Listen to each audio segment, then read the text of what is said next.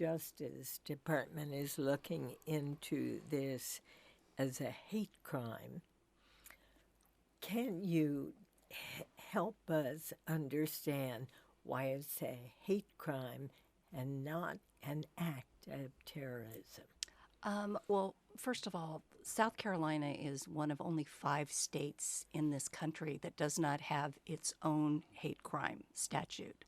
So the federal statute which was originally passed after the assassination of Martin Luther King, was updated in 2009 with a fair amount of debate, is the one that applies here. A hate crime is defined as a crime that is committed specifically because of who you are, because someone has a prejudice against someone because of who they are.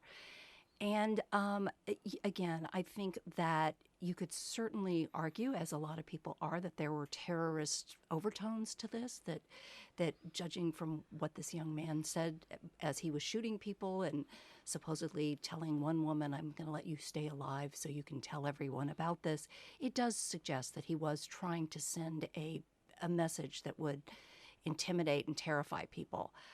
But in this case, I think we're talking about the legal definition. Now, what this means when something is characterized as a hate crime is that additional resources can be devoted to the prosecution, to the investigation.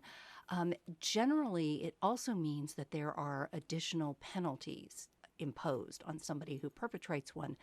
But in this case, where we are talking about 9 murders, the penalty here, this is a death penalty case. So it is really, that part of the law, this is as big as a penalty can get.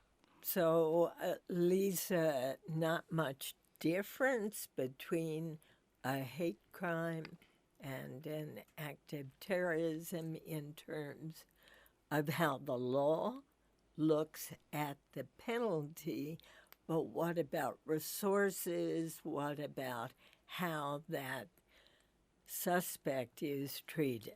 And also, I think the language does matter here. There definitely has been a reaction from minority communities, from Arab American communities, who feel that when these crimes happen to them, and these crimes happen quite a lot in this country, this will be the president's 11th statement. The statement he made yesterday was his 11th statement about a domestic shooting since taking office. They feel that when these crimes happen in their community, as happened with a Sikh temple a couple years ago, they're referred to as hate crimes. When they happen in white communities, they're referred to as terrorism. So they see injustice there, and they think that the language is very important.